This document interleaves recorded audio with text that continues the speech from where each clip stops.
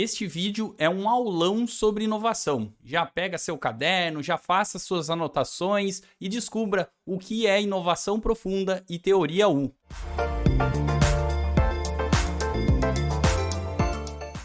Bom, pessoal, café de hoje com o André Cardoso. Nós vamos conversar sobre inovação, teoria U. Tem muita coisa para a gente falar aqui hoje, muitas histórias. Convidei o André, uma pessoa muito gente boa que a gente acabou se trombando por aí, né?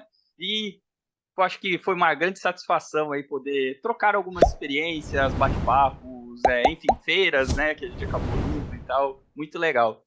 André, obrigado pelo seu tempo, obrigado aí por poder contribuir com o canal. Antes de a gente entrar em algum assunto aqui, se apresenta para as pessoas, quem é você, de onde você veio, enfim, obrigado mais uma vez aí. Legal, Felipe. Primeiro, é um prazer estar aqui, gratidão, né, estar aqui no seu canal, pelo seu convite. Prazer te conhecer também, a gente se conhece há pouco tempo, né, mas já identificamos aí muitos pontos de afinidade. E me apresentando aqui, para quem nos vê e nos ouve, eu sou André Cardoso, André Félix Cardoso, né? Eu estou professor da UFSCar, né, já há 13 anos. Mas vamos começar, antes de fazer a minha apresentação formal, né? Acho que esse aqui é um programa informal, então eu sou pai, né, de três crianças, da Sofia, de 5, do Davi, de 2, vai fazer 3 agora, e da Lara, de 3. Marido da Giovana, médica, minha esposa. E nós estamos aqui hoje, né, numa vida de alta qualidade, morando aqui em Salto de Pirapora.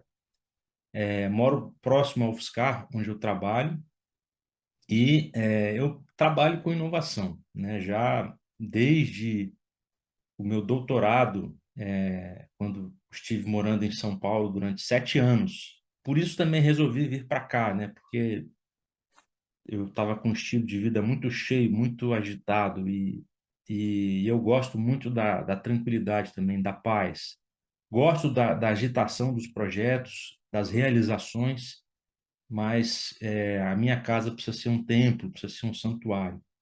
Eu preciso recarregar as minhas baterias, preciso ter uma vida harmônica, porque é desse lugar de harmonia que as coisas brotam dentro de mim, né?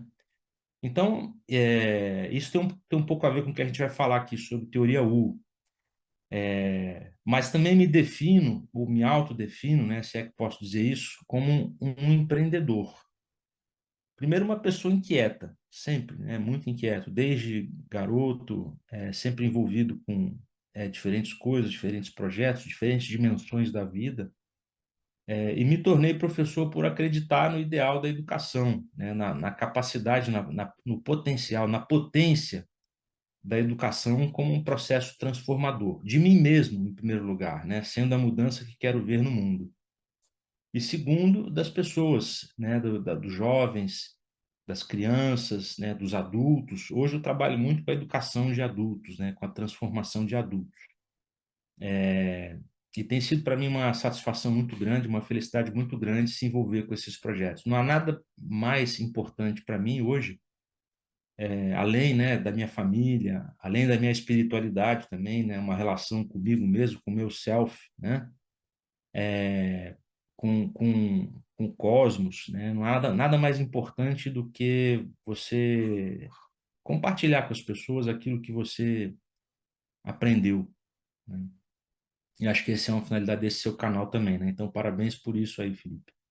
Compartilhar os seus conhecimentos, né? E também das pessoas que você se conecta.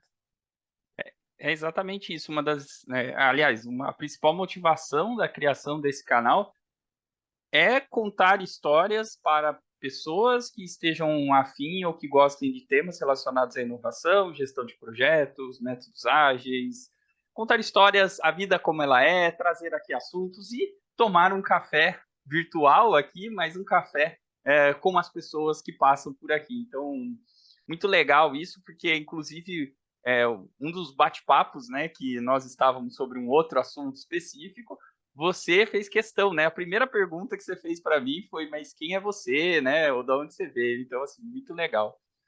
Mas, André, vamos começar aqui do básico, vamos dizer, né? Todo mundo que chega aqui no canal para falar sobre algum assunto específico, né, sobre inovação e tal, eu sempre faço aquela pergunta do que é inovação. Tem algumas definições, mas dado aí a sua experiência, o que você vê, o que você gosta de dizer quando alguém te faz essa pergunta simples, né? O que é inovação?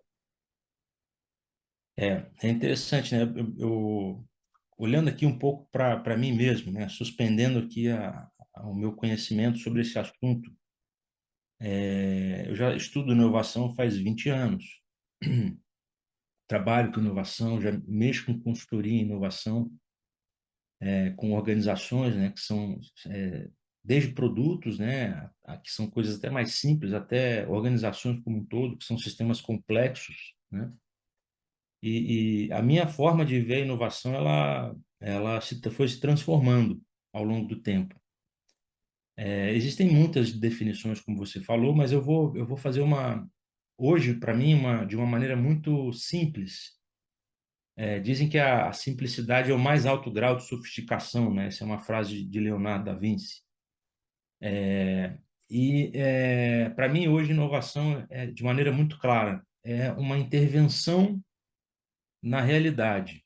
Inovação é uma intervenção na realidade visando transformar uma situação, né? Melhorar uma situação, né? De um estado de menos qualidade para um estado de mais qualidade, né? De para.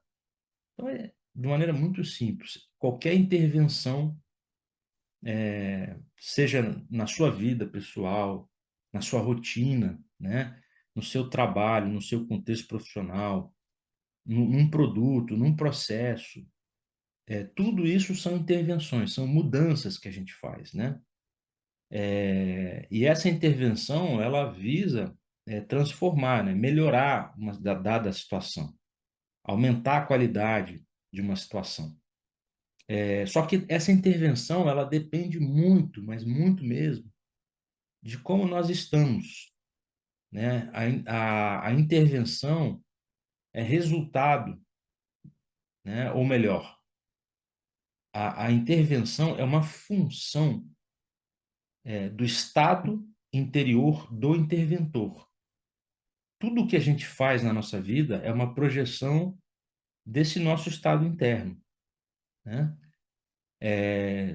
Todos os nossos atos, projetos, criações são uma consequência do que nós somos e de como nós estamos naquele momento. Por isso é que, quando se fala hoje em inovação, a maior parte das pessoas, empresas, organizações educacionais, elas se preocupam muito com a metodologia de inovação, com o processo em si, né? E fica em segundo plano, muitas vezes, algo que é muito importante, que é a própria fonte da inovação, que é a pessoa que está inovando, ou são as pessoas que estão inovando, o grupo de pessoas, né? Então, quando a gente fala de inovação, é muito importante ter em mente a ideia de inovar na fonte, né? A ideia de inovação de dentro para fora, e não somente aplicar metodologias, processos visando resultados melhores, né? Não se pode descuidar, aliás, o aspecto mais importante, né, cuidar da fonte, né, é se pôr em condições de inovar. Porque um artista cria algo, né?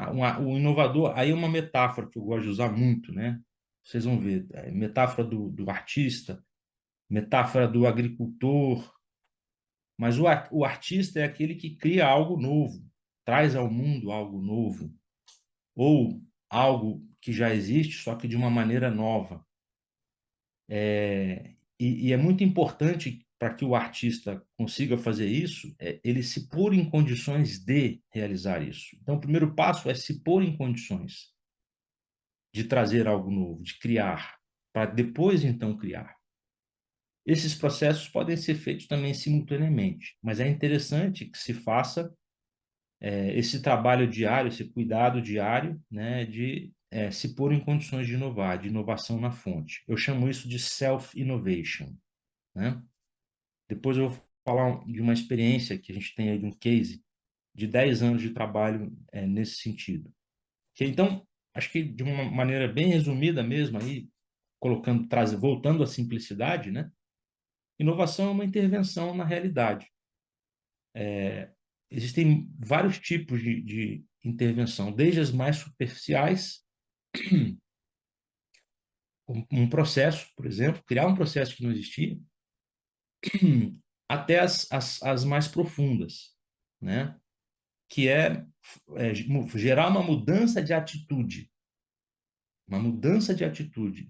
que muitas vezes são as atitudes, né, que geram os resultados, os efeitos colaterais que nós não queremos. Então, é importante entender que o processo ele é uma consequência de forças mais profundas. Ele é uma resultante de forças mais profundas, né, que, por sua vez, é uma resultante de modelos mentais, né, que se projetam na realidade, de dentro da mente humana, das pessoas, né, do psiquismo humano, para a sociedade, para o ambiente. Então, se a gente quiser fazer uma intervenção mais profunda, a gente tem que olhar o ser humano. Não, muito legal. Eu também concordo exatamente com isso, né? Tudo começa com a base das pessoas, de como é que elas estão. Do mesmo jeito que você falou de inovação, eu encontro isso, por exemplo, com gerenciamento de projetos. As pessoas vivem procurando frameworks, ferramentas, aquilo que vai salvar, né? A bala de prata que vai salvar a empresa, onde na verdade talvez devesse começar pelo básico, né? Que é assim, como é que as pessoas estão trabalhando, como é que elas se sentem ali dentro, como é que elas estão no ambiente para produzir efetivamente. Então acho que vai muito em linha do que você falou, né? Que no caso da inovação aqui, que é o assunto, começa com cada um de nós, né? Começa internamente. Exato. Muito legal. Aí, André, tem um assunto, aliás, dois, né, temas aqui, que eu acho que seria legal nós compartilharmos, né? Dado que nós estamos falando de inovação, que precisa de pessoas, né, não sei o quê, tem um termo aí chamado inovação profunda, teoria U, e eu sei que você gosta e estuda bastante sobre esse assunto e tem uma baita experiência. E eu gostaria que você comentasse um pouco sobre esse assunto, trazer esses insights aqui para as pessoas que estão nos assistindo, que gostam desse tema de inovação e que eventualmente nunca tenham escutado esses termos ou nem saibam o que é isso. Então, se você puder colaborar com os seus conhecimentos nesses termos. Muito legal, Felipe. Fico muito feliz de trazer esse assunto, que para mim foi um divisor de águas, né, na minha vida pessoal, profissional, na minha carreira mesmo, enquanto um inovador, né? Enquanto um empreendedor. Eu vou fazer aqui uma rápida referência ao livro que eu li em 2008, do professor Otto Scharmer, Teoria U, tá? E, mais recentemente, ele escreveu esse livro aqui, que é um resumo, Teoria U Essencial, né? E eu tive contato com essa metodologia em 2007, pelo primeiro livro dele, Presencing, né, junto com o Peter Senge, quer dizer, são uma espécie hoje de professores, construtores bastante renomados aí no campo da inovação. E de lá para cá eu venho aplicando essa metodologia. Mas, antes de mais nada, é importante dizer, a teoria U ela vem de onde, né? Qual é o lugar que emanou essa abordagem? Ela também pode ser tratada como uma abordagem de inovação, né? E outras coisas, nós vamos ver como tecnologia social, como um sistema de desenvolvimento de novas capacidades. Depende do locus que nós estamos falando, né? Se nós estamos falando de um locus mais individual, estou falando de um sistema de autodesenvolvimento, de novas capacidades, né? Liderar o futuro, liderar a partir do futuro emergente, por exemplo, aquele futuro que está emergindo agora, né? Se a gente está falando de um locus mais organizacional, a gente está falando de uma abordagem de inovação, por exemplo. Se a gente está falando de um locus mais contextual, Nós estamos falando de um modelo de inovação entre sistemas para situações complexas, né? Para desafios complexos. Mas ela vem do MIT, né? Massachusetts Institute of Technology, criada por esse professor chamado Otto Scharmer, né? Que é um pensador alemão radicado nos Estados Unidos. E lá ele desenvolveu essa abordagem conjuntamente com outros professores, dentre os quais o Peter Sen. E hoje, né, essa abordagem está bastante difundida. Ele desenvolveu isso ao longo de 1998, 2008, né, quando ele lançou o primeiro livro, o livro Teoria U. E de lá para cá, essa abordagem vem sendo aplicada, né, em diferentes contextos de consultoria, né, de facilitações, de jornadas, pelo mundo, pelo próprio Otto Scharmer e pela sua equipe, né? Hoje tem muita gente trabalhando com isso. E ele criou um modelo EAD dessa abordagem chamada U-Lab, né? O Laboratório de Teoria U, de aplicação. E esse modelo ele costuma acontecer anualmente. É um curso que geralmente ele é aplicado numa plataforma dessas de EAD, né? E lá é passada essa metodologia e são feitos também as comunidades, né, os grupos de pessoas em volta do mundo que fazem as práticas dessa abordagem. Então, é muito interessante. Por isso é que essa abordagem hoje ela se difundiu muito. É bastante conhecida. Quando eu comecei a estudar lá atrás, ninguém conhecia a teoria. Hoje, posso dizer que é uma abordagem assim bastante difundida. E aí, falando um pouco dessa abordagem aqui para você, né, para os espectadores, antes de começar a falar dela, deixa eu fazer uma referência importante a um artigo da Harvard Business Review, né, um artigo muito importante, de 2005, né, chamado Seven Transformations of Leadership. 7 transformações da liderança, tá? Esse é um artigo seminal, importantíssimo para a gente entender uma coisa chamada lógicas de ação, né? Nós, enquanto seres humanos, temos distintas lógicas de ação, né? Uma liderança, quando age, quando intervém na realidade, né? Quando cria uma inovação, seja individualmente, seja em grupo, ele sempre ele está, digamos assim, motivado, ele está sempre sendo está expressando uma lógica de ação, que é uma maneira de pensar, uma maneira de sentir, de abordar a realidade, tá? E dentro desse estudo, né, esse estudo ele foi feito de uma maneira muito sistematizada, observando diferentes estágios de liderança ao longo de uma vida de pessoas, de líderes. Então, eles pegaram várias lideranças, né, renomadas, inclusive, e foram observar a biografia dessas pessoas, né? Desde aquilo que se tinha notícia delas, né? Foi feita a biografia delas, ou foi coletada a partir de dados secundários, e foi identificado que existem digamos assim, estágios de maturidade no desenvolvimento dessa liderança, tá? Já vou falar desses 7 estágios.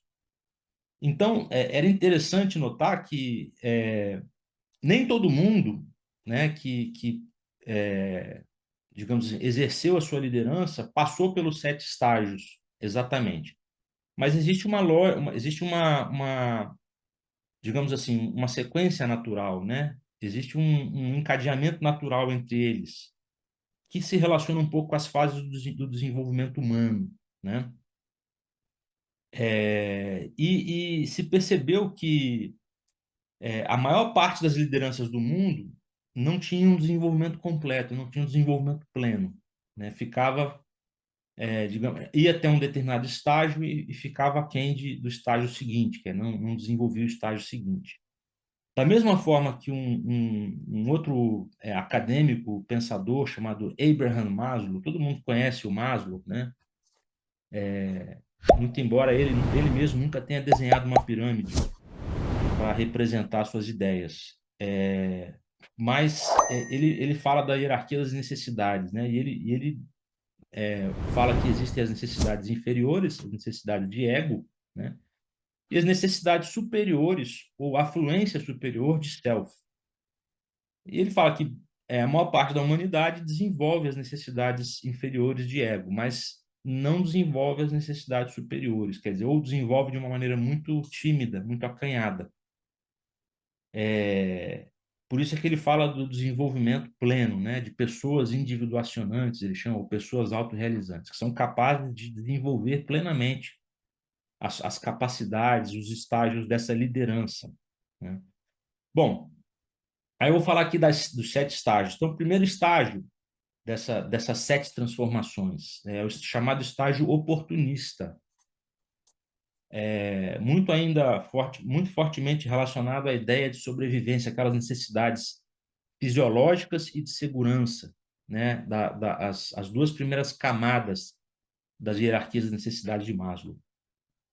Depois disso vem bom, o oportunista, a ideia é muito motivada pelo ego e o interesse próprio, né? Só o autointeresse. Depois vem aqui o diplomata, né? O próximo estágio, que é já um estágio onde a pessoa, né, analisada aqui na situação, ela busca uma adaptação social maior, às vezes em detrimento do seu desejo, da sua vontade. Ou seja, ela está muito interessada em ser aceito socialmente. Então, é uma fase em que ela prioriza a informação que vem de fora dela mesma, né, os inputs, do que ela prioriza isso em detrimento dos inputs que vêm dentro dela mesma, né?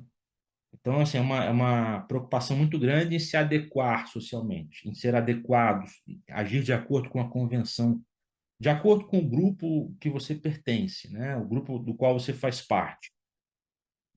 Então, esse também é um estágio, né? O estágio seguinte, é o segundo estágio. Tem um terceiro estágio, que é o expert, ou especialista. É quando aquela pessoa ela se especializa num determinado assunto, num determinado tema, né? E se apropria daquele tema, e passa a ser até reconhecida como uma competência, né? Alguém competente nesse assunto. Então, isso está um pouco associado à necessidade de reconhecimento, né? Profissional, né? De dominar um assunto, se tornar um especialista, um expert em alguma coisa. Bom, esse é o terceiro estágio, né? Então, a gente viu que o segundo estágio, diplomata, ele está muito associado também à necessidade de pertencimento social, né? As necessidades sociais. Esse terceiro estágio já está muito associado à construção de uma identidade, de uma autoimagem no mundo. E tem um quarto estágio aqui, que é o realizador, né? Ou seja, essa pessoa, além de ser reconhecida como expert, ela consegue realizar individualmente e coletivamente, através de grupos e pessoas, projetos, né, e entregar objetivos que requerem uma ação organizacional, né, requerem que coisas que não podem ser feitas só individualmente. É preciso que haja um grupo, uma organização para realizar determinados objetivos, né, mais complexos. Então, esse é o realizador. E a maior parte das lideranças vem até aqui, né? Mas tem 3 estágios seguintes, né? Digamos assim, que uma parte muito pequena da sociedade, da humanidade, chega a alcançar, né? Está melhorando, digamos assim. Os últimos estudos relacionados a essa escala de 7 estágios têm identificado mais pessoas, né, se aproximando, né, desses estágios seguintes. O quinto estágio é o redefinidor, né? É alguém que simplesmente não quer realizar algo, ele dá um passo atrás e fala assim, o que eu quero realizar, né? Qual é o problema? Então, primeiro vamos redefinir o problema. né? Vamos olhar esse problema sob um novo ângulo, sob uma nova luz, ou sobre diferentes ângulos simultaneamente, né? Metaforicamente falando. Vamos primeiro compreender o problema em toda a sua complexidade. Vamos assumir que os problemas são complexos, né? Então, se eu vou fazer uma intervenção para resolver um problema, não é simplesmente alterar um produto, melhorar um produto. Eu vou dar um passo atrás, vou dar uma olhada aqui na big picture, né? E vou procurar compreender o que está acontecendo de fato, o que está gerando isso, quais são as forças que estão por trás disso e que tipo de intervenção vai fazer sentido, dada essa realidade complexa, né? Que tipo de intervenção vai ser, digamos assim, mais eficaz e até mais efetiva. E um exemplo muito claro disso, né, são as consultorias, por exemplo. Um exemplo oposto, né, vamos chamar assim. Existem muitas consultorias que vão numa empresa e fazem uma intervenção e passam tempo, volta um ano, 2 anos, 3 anos depois, e a empresa volta àquela estaca inicial, né?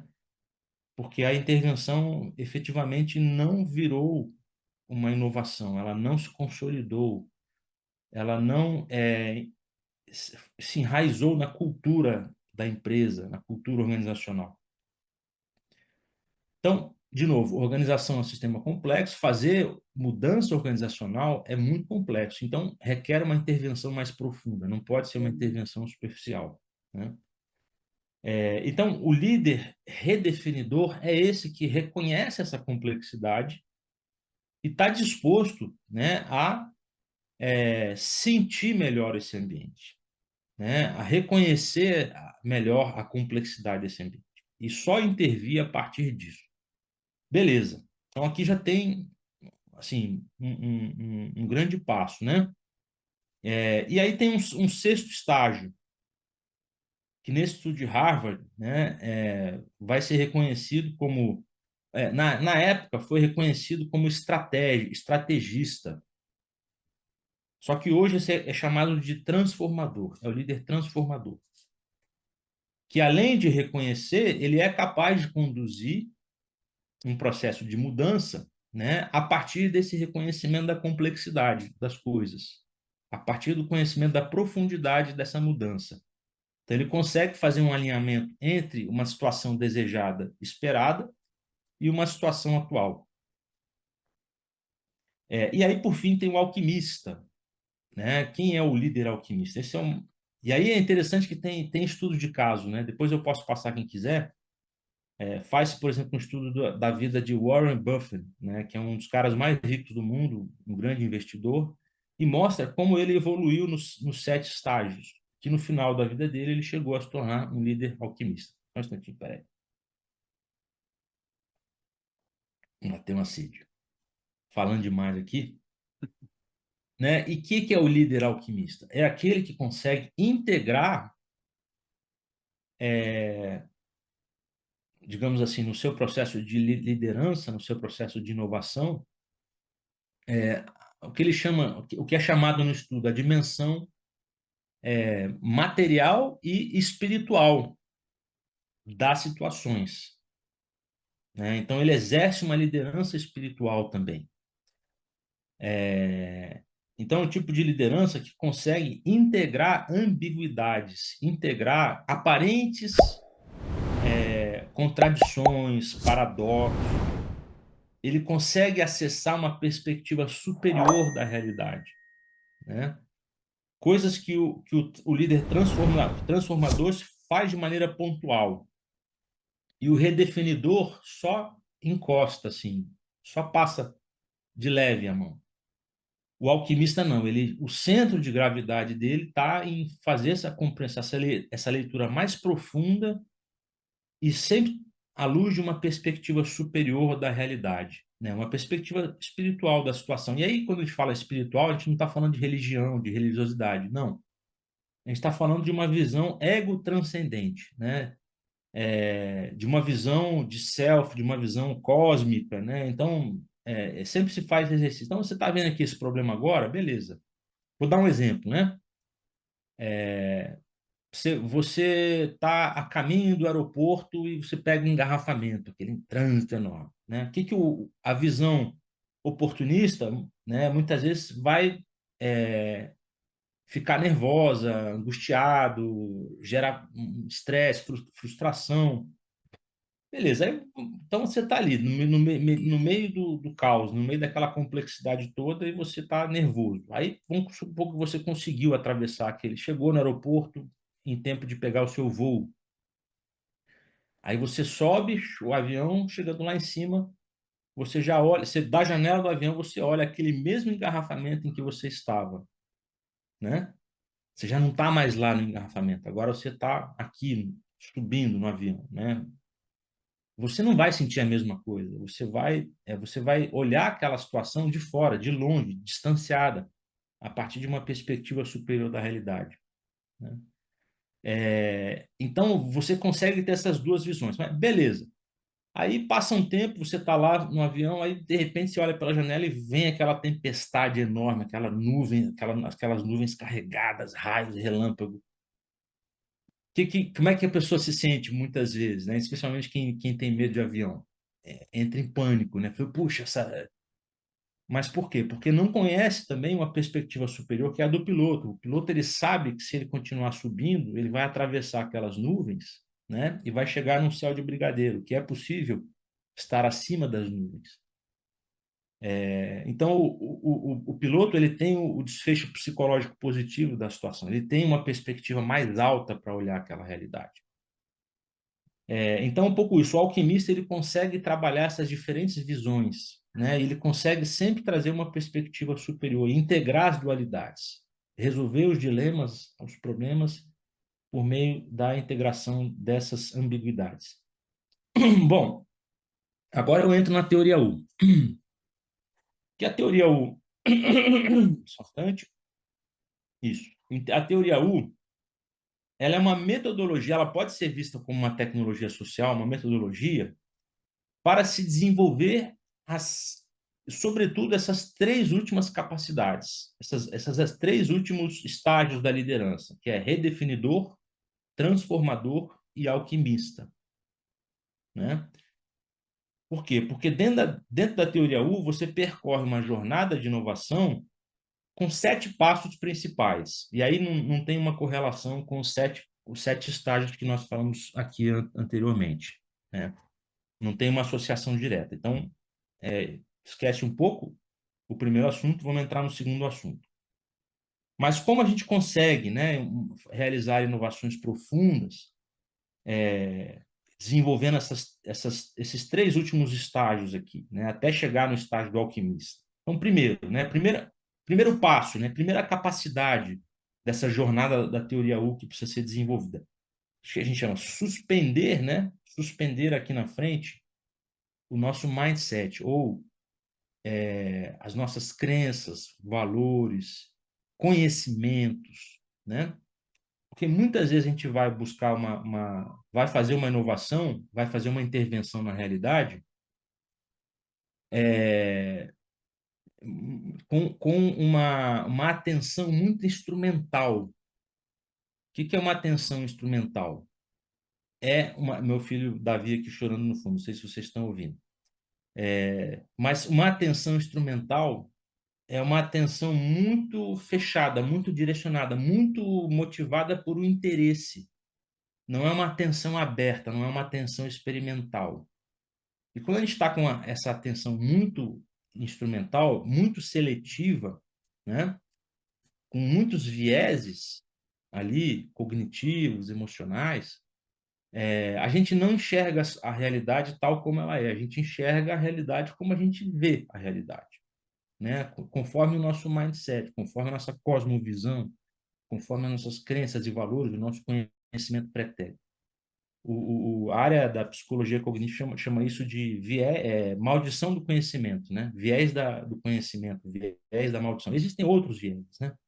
Mas basicamente é você suspender aqui o seu mindset, a sua estrutura cognitiva, o seu esquema perceptivo da realidade, né? Antes de você olhar uma situação, é você fazer esse exercício de suspender o seu aparato psíquico, né, de percepção da realidade. E, no mínimo, compreender. Não é impossível você anular isso, né? Mas quando você passa a observar isso de uma maneira mais objetiva, como essas lentes influenciam a sua atuação, a sua lógica de atuação no mundo, você cria um espaço criativo, né, muito potente entre esse mindset usual e um mindset novo que pode vir a surgir nessa jornada, entendeu? Então, o primeiro passo é suspender, né? O segundo passo é redirecionar, né, a nossa energia psíquica. Então, muitas vezes a energia psíquica está muito no cabeção, no trabalho de compreender a situação. E quando a gente começa, por exemplo, a praticar a empatia, né, e a inteligência emocional, a gente desloca a energia do cabeção para o coração.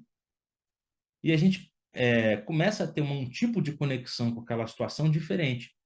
Eu coloco meu conhecimento de lado, tudo que eu sei, aliás, a respeito desse problema não interessa, só vai atrapalhar. Eu preciso aprender algo novo, né? Então, o princípio é o seguinte: eu troco tudo que eu sei por uma gota do que eu não sei. Né? Tipo assim, eu troco todo o conhecimento que eu tenho por uma gota do conhecimento que eu não tenho. E esse processo de renunciar ao próprio conhecimento e acessar um tipo de conhecimento novo passa pelo processo da empatia. A empatia ela tem vários níveis, né? Mas nos níveis mais profundos você consegue simplesmente se conectar com pessoas, né, que são importantes para resolver aquele problema, com stakeholders, com contextos que são muito importantes, e você consegue perceber novas informações que vêm dessas pessoas e que não são informações puramente intelectuais, às vezes são informações emocionais, né? E a partir dessa empatia você estabelece uma conexão para aprender realmente algo novo. Quer dizer, você saiu da sua zona de conhecimento e se abriu para receber esse conhecimento novo de uma nova forma. Então, esse é um segundo ponto. Bom, o terceiro passo dessa abordagem é deixar ir, né? Depois que você suspendeu, né, o seu conhecimento e redirecionou para aprender um novo conhecimento de uma nova maneira, agora você precisa deixar ir o seu velho modo de ser e de intervir naquele tipo de realidade. Parar de reproduzir, né, o que você vem reproduzindo, o que você vem repetindo, né? Então, isso muitas vezes significa uma mudança de atitude em você mesmo, começando por você. Esse aqui é um ponto, né, da teoria 1 em que a câmera se volta para o próprio inovador. E a gente se pergunta, como eu, né, estou contribuindo para manter essa situação ou para sustentar essa situação que eu não quero manter, né? Então, aqui acontece uma mudança de atitude fundamental, que vai permitir um novo estado, né, que a gente chama de presencing, né, o estado de presenciamento, né, que é um estado de calma e harmonia interior, né, um estado de mindfulness, né, de atenção plena, que vai gerar um tipo de engajamento novo, não só seu, mas da equipe, né, da equipe de pessoas que está trabalhando nesse projeto. Esse presencing ele pode ser feito individualmente, mas ele pode também ser feito coletivamente. Existem técnicas e ferramentas para se fazer isso, né? Uma delas é o chamado teatro social da presença. Bom, aí a gente não vou entrar no mérito cada etapa dessa tem ferramentas específicas, né? Mas depois que você tem esse presenciamento, aí sim você se pôs em condições de criar algo novo, né? Você, o seu time, o seu grupo, o conjunto de pessoas. E aí vem essa realização. E o próximo passo é cristalizar, né? O que é cristalizar? Perdão, é deixar vir, né? Deixar vir algo novo. Que é você tomar nota, fazer um desenho, fazer um esquema representativo das ideias, do insight que você teve. Ah, importante, né? O presenciar é a busca do insight, né? É o processo do insight. Mas não um insight que a gente fala, teve insight, não. É um tipo de insight integrador das ambiguidades, da complexidade, é uma síntese, né? Você teve uma ideia, uma nova maneira de intervir, de abordar aquela realidade mais profunda. E aí vem o processo de deixar vir, é deixar isso vir ao mundo, né? E aí tentar, digamos assim, desenhar isso de alguma maneira que possa ser depois prototipado, né? Depois cristalizar e prototipar, né? Quer dizer, à medida que você vai cristalizando, você vai prototipando. Aí entra um pouco a ideia do Lean Startup, né? E por último, corporificar, né? Que é depois que você aprendeu rápido com essa experiência, você corporifica, você realiza ela numa ampla escala, né?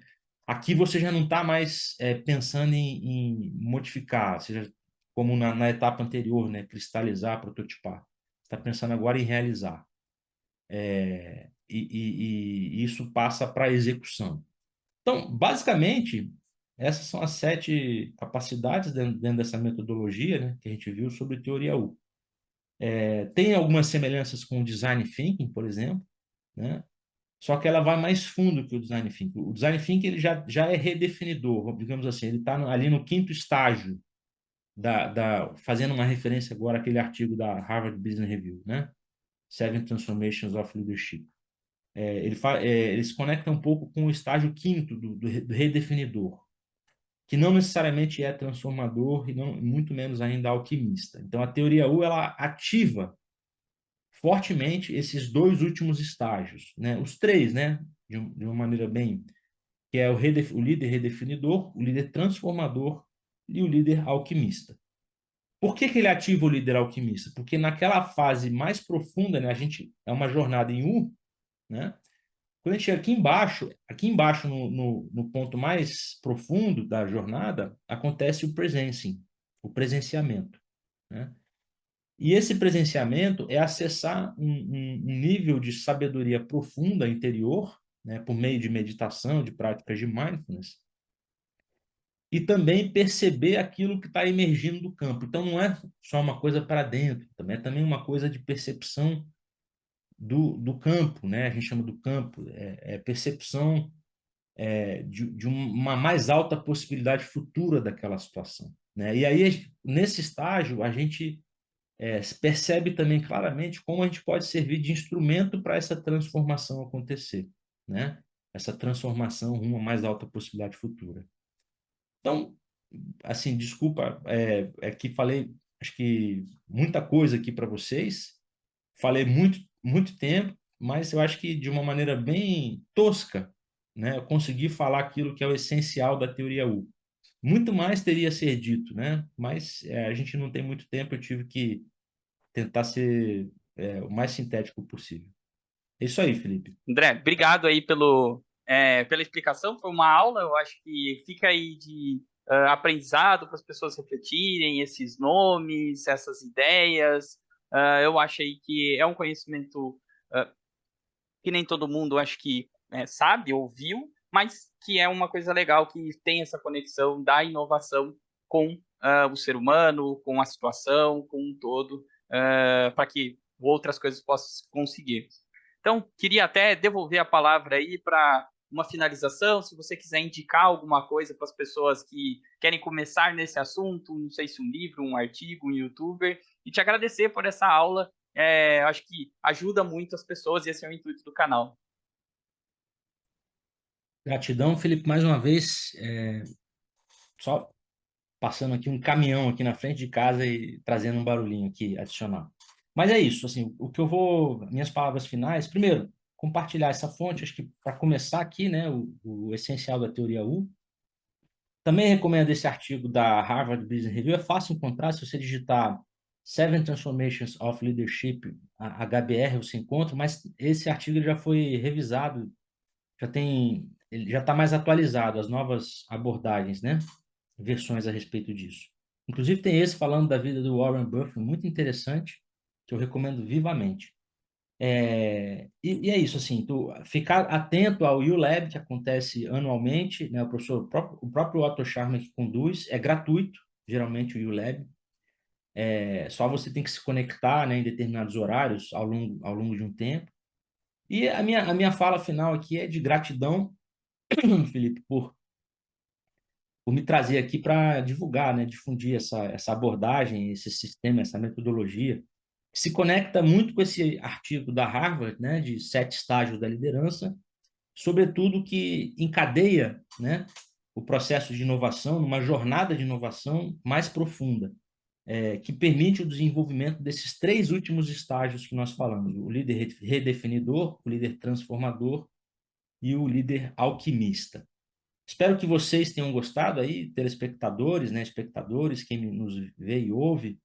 É, Também podemos deixar, né, Felipe, meu e-mail à disposição para o pessoal aí que tiver interesse mais no assunto, me procurar, né? Enfim, a gente fica à disposição. A gente trabalha com essa metodologia já há 10 anos, né? Sobretudo dentro de um curso chamado MBI, Master in Business Innovation. E dentro dessa metodologia, dentro desse curso, né, dessa abordagem, a gente também procurou trabalhar essas 7 capacidades que nós falamos aqui, né? Da teoria U, nessa jornada. Então, fica a dica aí, pessoal. Acho que vale a pena, insistam nesse desenvolvimento da inovação na fonte. Essa é a minha palavra final. Procure inovar de dentro para fora, né? Procure se enxergar nesse processo de inovação e ver como o seu estado mental, emocional e físico influencia o modo de você ser, né? O modo de você fazer, o modo de você criar. E quando você entende isso, você passa a cuidar mais diariamente, né? Com práticas, com determinados exercícios, para você desenvolver essas capacidades. Isso é inovação na fonte, isso é self-innovation, ok? É isso. André, muito obrigado. Todos os contatos, artigos, livros, eu vou deixar tudo aqui no primeiro comentário para que as pessoas consigam acessar. Mais uma vez, muito obrigado e até o próximo café. Gratidão, Felipe. Um abraço em todos.